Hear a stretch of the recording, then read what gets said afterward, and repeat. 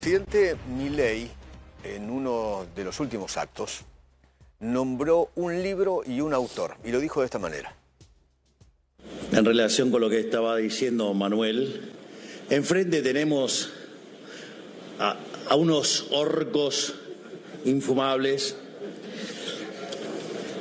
como bien dice, que me encantó la terminología de ese gigante que es parte de la Fundación Faro, que es Axel Kaiser, parásitos mentales, es decir, y tienen la cabeza llena de todas las porquerías malas que por algo, digamos, el país en los últimos 100 años se ha hundido como se hundió. En relación con lo que Bueno, esto causó, la verdad, un revuelo aquí en el kirchnerismo, en el cuquismo, como dice el propio presidente, o los orcos, como lo llama el presidente Milei. Y el gigante está acá con nosotros, según el presidente Milei, el gigante Axel Kaiser. ¿Qué tal? ¿Cómo le va? ¿Cómo Muy anda? bien, gracias. Gracias por la invitación. Autor de varios libros, ¿no? Uno estaba viendo El odio a los ricos, el libro de Asgalard y El engaño populista, entre otros. Sí, ¿no? varios más. Sí, hay varios más. Siempre apuntando a la defensa de estas ideas de la libertad que son de la tradición judeo-cristiana occidental, y es lo que explica que tengamos la civilización que hemos disfrutado en los últimos siglos. Y parásitos mentales, que esto ha causado mucho revuelo aquí en la República Argentina, porque lo que han dicho sectores de izquierda y kirchneristas es nos despersonaliza, nos trata de parásitos, no nos hace personas. Bueno, pero ahí bichos. Se nota que, una, no han leído el libro, y dos, no han entendido lo que he dicho yo, y tampoco entendieron bien lo que ha dicho el presidente Milei. Bueno, eso les pasa muy seguido. Sí, no entender y tener que explicarles les pasa muy seguido. Eso les pasa mucho. Por eso lo traje, para que explique. Sí, me doy cuenta, porque lo que estamos diciendo es que hay ideas, hay creencias que se instalan en tu sistema nervioso como parásitos, y esos se llaman neuroparásitos. Esto se explica en psicología evolutiva, ¿ya? Y muchas de esas creencias tú las encuentras en grupos políticos como el kirchnerismo, en grupos fascistas, en grupos comunistas, en distintos grupos, ¿ya? ¿Y qué es lo que los motiva? Bueno, estos neuroparásitos que les impiden ver la verdad, les impiden pensar racionalmente y los condicionan a reaccionar de manera violenta. Y de eso estoy hablando como marco teórico en el libro, pero no es que estemos diciendo que ellos que la persona no sea son un seres parásito. humanos. Ellos son seres humanos Okay. cuya mente está infectada por estos parásitos. Pero hey, se pueden desparasitar y pueden pasar a ser personas racionales y normales que adoren la verdad y que quieran estar del lado de la paz y de la libertad. Eso puede ocurrir. Ha habido casos así. ¿Y cómo se desparasita? Bueno, ¿Con qué ideas? teniendo ganas de abrazar la verdad, la evidencia, la lógica, de deshacerse del odio, ¿no? Del resentimiento, de la envidia, del rencor, del afán de venganza, y abrazando básicamente una actitud constructiva de amistad cívica, pacífica y de colaboración, que es lo único que nos saca adelante. Nosotros sabemos que los seres humanos somos capaces de una gran destrucción, es evidente, pero si estamos inspirados por las ideas correctas, somos capaces de lograr cuestiones realmente admirables, como es toda la epopeya civilizatoria que hemos visto en los últimos siglos en Occidente. Entonces, esa es la manera de desparasitarse. Tú has tenido personas que han sido comunistas, partidarias del estalinismo y del castrismo, que se han vuelto liberales y que han sido grandes referentes intelectuales. Dmitry McCloskey, por ejemplo, Mario Vargas Llosa, por ejemplo, Douglas North fue comunista, premio Nobel de Economía después fue liberal. Friedrich Hayek, que lo citamos mucho nosotros, un gran referente para nosotros, fue socialista en algún minuto, y son personas que, como estaban comprometidas con la verdad, vieron los hechos y decidieron abandonar el socialismo. Thomas Sowell es otro, ¿no? Un afroamericano muy conocido en Estados Unidos, un intelectual economista.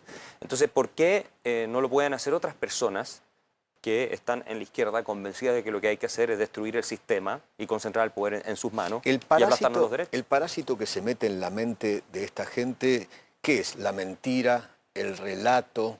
¿Es eso? Son creencias. Por ejemplo, cuando tú te compras el parásito de la teoría del valor-trabajo, la idea de que la ganancia del empresario, del capitalista, siempre es una pérdida del proletario, lo estoy simplificando, ¿ya?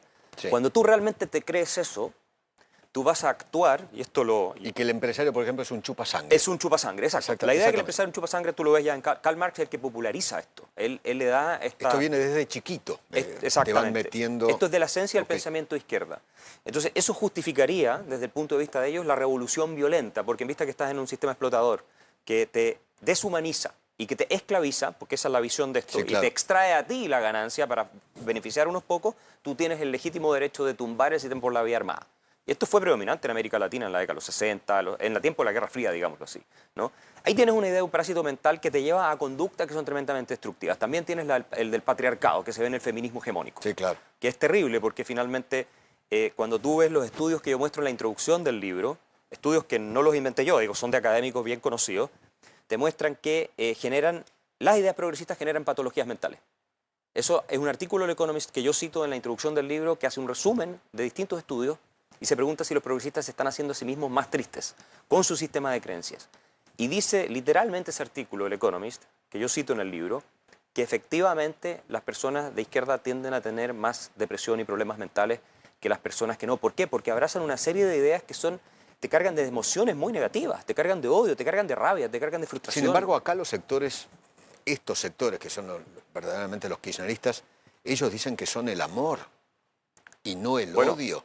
Pero el odio es de los fascistas, de la ultraderecha.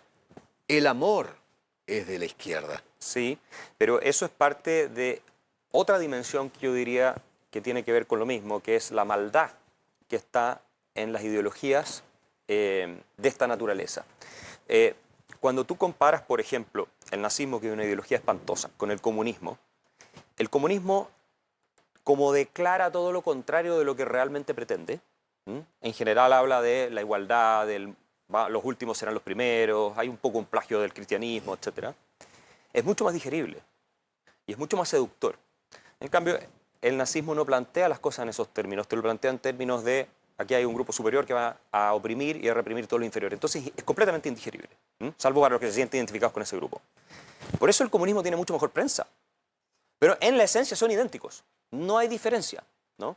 Entonces, y tan asesino uno como el otro. Y tan asesino el uno como el otro, efectivamente. Porque los dos sistemas han matado millones no de solo personas eso, además en este planeta. Tienes el ingrediente de lucha de clase en el nacionalsocialismo, porque era socialismo, y tienes un elemento racial también en el marxismo. Totalmente. De hecho, uno lee Marx y Engels sobre todo era un tremendo racista. Sí, tremendo. ¿No? Entonces, la verdad es que si uno no tiene un compromiso con la realidad, con las reglas de la evidencia, el sentido común y con ciertos principios, como el de igual respeto a la dignidad de las personas, vas a caer en esta ideología, en estos parásitos mentales, pero al mismo tiempo te vas a presentar como que tú fueras el bueno. Y ese es el problema de todo esto. Y nosotros los seres humanos somos muy sensibles a las señales que muestran virtuosismo de parte de otras personas. Entonces esto es lo que en inglés se llama el virtue signaling. Cuando tú señalas que tú eres virtuoso, pero no haces nada en realidad. Cuando dices, no, hay que quitarle a los ricos, pagarle a los pobres, y tú estás señalando que eres buena persona, que te preocupas de los demás. Pero tú jamás vas a poner un peso de tu bolsillo para darle nada a nadie. O te la llevas. O te la quitas como y te la llevas. Cristina Kirchner y compañía. Y te la robas. Pero los seres humanos caemos en ese engaño. Pero el que lo está diciendo, una de dos, o sabe perfectamente que está mintiendo, o algo peor todavía, ya no es capaz de distinguir la mentira de la verdad. Axel, ¿le puedo hacer escuchar al gobernador de la provincia de Buenos Aires? Y me gustaría si entra en la categoría de su libro, ¿no? Si tiene algún tipo de parásito mental diciendo esto. La modernidad inventó un mecanismo para suplir esta cuestión que se llama Estado. Se llama Estado y consiste en que la sociedad en su conjunto no mire con indiferencia, no abandone, sino que acompañe al que necesita. Necesita salud, educación, alimentos, remedios, infraestructura, universidad, y lo hagamos entre todos. Es muy fácil, no es egoísmo, no es individualismo, es solidaridad, es comunidad y también es soberanía. La modernidad. Ahora, le puedo asegurar que en la provincia de Buenos Aires no hay ni seguridad, ni salud, ni educación, ni servicios, ¿no? Claro, pero es que esto es exactamente lo que yo decía. Ahí lo que uno ve es un discurso que lo que busca es engañar. ¿Por qué? Porque como conecta con emociones muy fundamentales de los seres humanos, como son la solidaridad, la idea de que a nadie le falte nada, todas esas cosas, que son nobles en principio, por supuesto, pero como conecta con eso, se usan políticamente para que él, en este caso, pueda tener el poder concentrado en sus manos y pueda acceder al poder y todos los beneficios y privilegios que le da el poder. Una vez en el poder, lo que no hacen es resolver la salud, la seguridad, la educación y todo lo que están hablando ahí. Porque ¿qué hacen? Establecen sus estructuras, sus redes clientelares y se dedican muchas veces a robarse la plata. Entonces, esto es lo que tú ves en todas las revoluciones.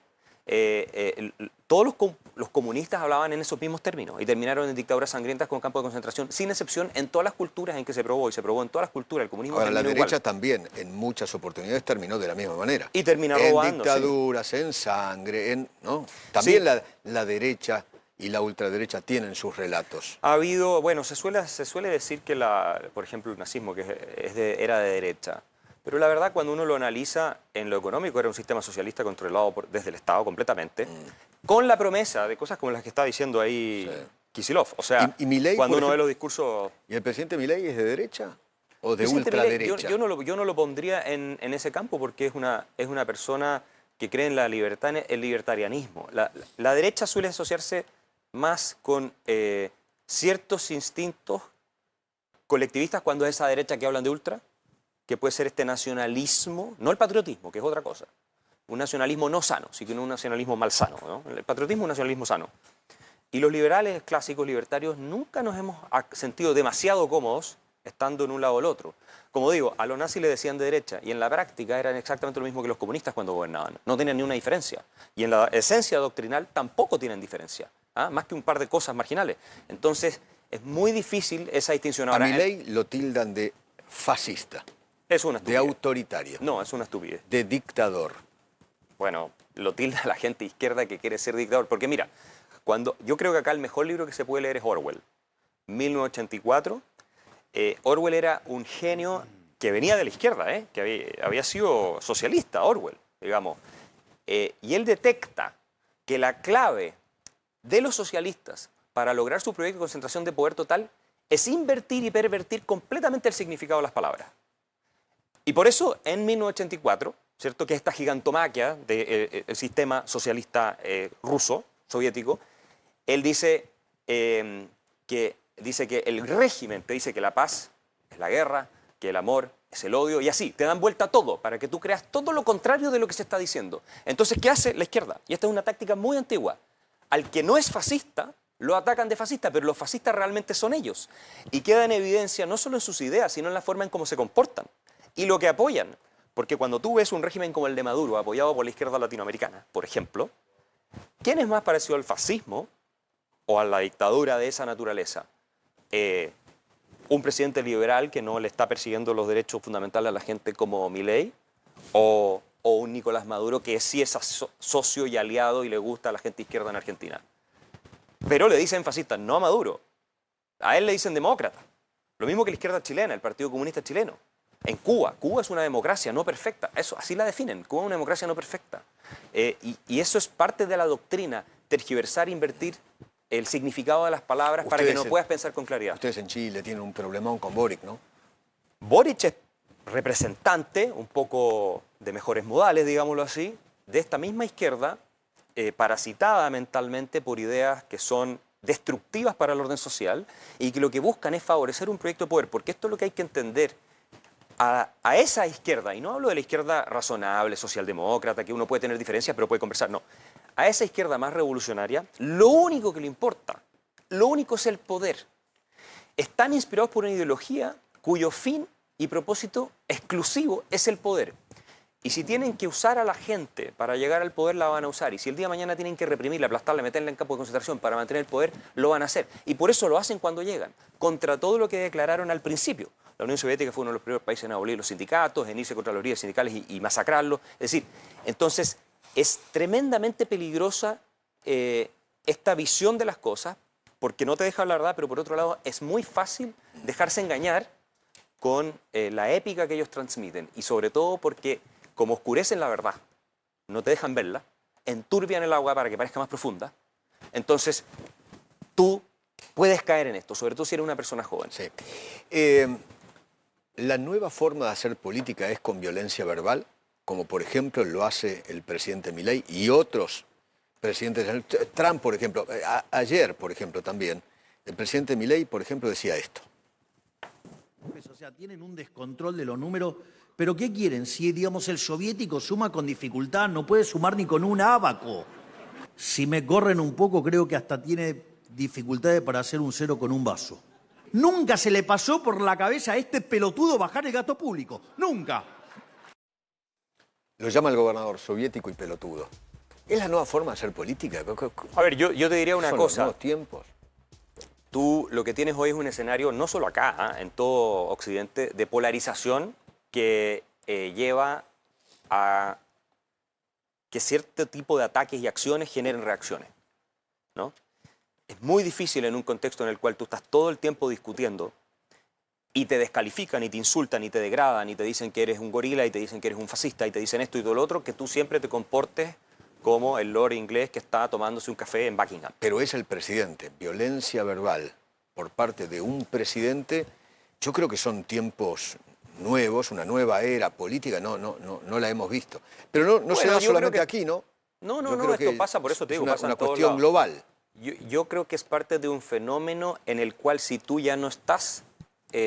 porque los términos, la pregunta es cuáles son los términos del combate, ¿cierto? Y nosotros estamos cada vez más en esta polarización de amigo-enemigo. Es así. Y los términos del combate, una cosa es entrar a un ring de box y boxear, con las reglas del boxeo. Y otra cosa es un todo vale. Entonces en el todo vale, a ti no te pueden pedir que tú sigas las reglas del box. Porque vas a golpear con las rodillas, vas a golpear con los codos, patadas, todo lo demás. Y hoy, lamentablemente, en el mundo en el que estamos, si tú quieres poder defenderte y sobrevivir, tienes que entrar en las reglas del combate que te puso el adversario. De lo contrario, te pasa por encima. Porque si yo voy con la regla del box contra un tipo que pega todo vale, probablemente me va a liquidar, ¿no? A igualdad de condiciones, me va a liquidar. Entonces, lamentablemente estamos en una situación que ninguno de nosotros hubiera querido, en la que es tan vil el nivel de ataques que recibimos, y me ha pasado a mí, le ha pasado obviamente al presidente Milei, las mentiras que se organizan desde la prensa, desde cierta prensa, porque no es toda la prensa, pero cierta prensa, yo sin ser presidente las he vivido, de desprestigio de todo lo demás, que finalmente si tú no te defiendes de una manera que es categórica y agresiva... ¿A usted le han dicho fascista, nazi? No, a mí eso es lo de menos, eso es lo de menos, pero te hacen operaciones, te montan historias supuestamente para meterte en escándalos de los que tú no tienes absolutamente nada que ver ni sabes nada, te inventan que tú, qué sé yo, cuestionan tu carrera, o sea, todas estas maniobras indecentes que la verdad son operaciones políticas para destruir tu imagen. Destruir tu imagen. Entonces llega un punto en que tú también tienes que, sin caer en eso, porque eso nosotros no lo hacemos, nosotros no llegamos a ese nivel de estar mintiendo, ¿no? Y organizando campañas de difamación en contra de personas basadas en puras mentiras. Lo que sí hacemos es de pronto llamarlos pelotudos, porque la verdad es que son muy malas personas. Y también la gente que nos sigue y que no quiere que estos países terminen hundidos y explotando en hiperinflación, como iba a ser el caso de Argentina si no llega a Milei, la gente que nos sigue también espera que nos defendamos.